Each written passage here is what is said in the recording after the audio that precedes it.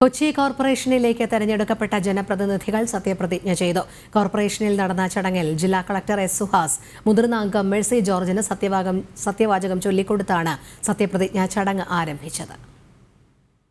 കൊച്ചി കോർപ്പറേഷനിൽ 74 അംഗങ്ങളാണ് സത്യപ്രതിജ്ഞ ചെയ്ത് അധികാരമേറ്റത്.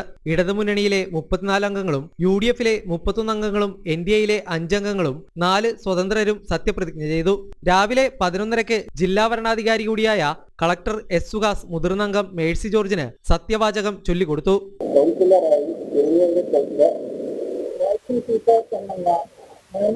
നടപ്പാക്കിയ ഇന്ത്യൻ ഭരണഘടനയോട് യഥാർത്ഥമായ വിശ്വാസവും കൂറും പുലർത്തുമെന്നും ഇന്ത്യയുടെ പരമാധികാരവും അഖണ്ഡതയും നിലനിർത്തുമെന്നും ഭയാശങ്കയോ മമതയോ വാത്സല്യമോ വിദ്വേഷമോ കൂടാതെ ഞാൻ എന്റെ ഔദ്യോഗിക കർത്തവ്യങ്ങൾ യഥാവിധിയായും വിശ്വസ്തയോടും എന്റെ പരമാവധി കഴിവും അറിവും വിവേചനാശക്തിയും ഉപയോഗിച്ചുകൊണ്ട് നിർവഹിക്കുമെന്ന് ഈശ്വരനാമത്തിൽ സത്യപ്രതിജ്ഞ ചെയ്യുന്നു. തുടർന്ന് മേഴ്സി ജോർജ് മറ്റംഗങ്ങൾക്ക് സത്യവാചകം ചൊല്ലിക്കൊടുത്തു.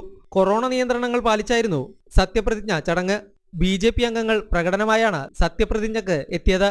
ഈ മാസം 28-ന് രാവിലെ 10 മണിക്ക് മേയറെ തെരഞ്ഞെടുക്കുന്ന ചടങ്ങും ഉച്ചയ്ക്ക് 2 മണിക്ക് ഡെപ്യൂട്ടി മേയറെ തെരഞ്ഞെടുക്കുന്ന ചടങ്ങും നടക്കും. നിലവിൽ LDFന് 34 സീറ്റും UDFന് 31 സീറ്റുകളുമാണ് ഉള്ളത്. മുസ്ലിം ലീഗ് വിമതൻ TK അഷ്റഫും UDF സ്വതന്ത്രൻ സനിൽമോനും LDFന് പിന്തുണ അറിയിച്ചിട്ടുണ്ടെങ്കിലും സ്വതന്ത്രരുടെ നിലപാട് നിർണായകമാകും. NDA ആരെയും പിന്തുണയ്ക്കില്ലെന്ന് വ്യക്തമാക്കിയിട്ടുണ്ട്. കഴിഞ്ഞ തവണ 2 സീറ്റിലൊതുങ്ങിയ NDA ഇത്തവണ 5 സീറ്റ് നേടി ചരിത്ര നേട്ടം കരസ്ഥമാക്കിയിരുന്നു. തെരഞ്ഞെടുപ്പിൽ വിമതരുടെയും ജനകീയ കൂട്ടായ്മകളുടെയും സ്വാധീനം പ്രകടമായിരുന്നു.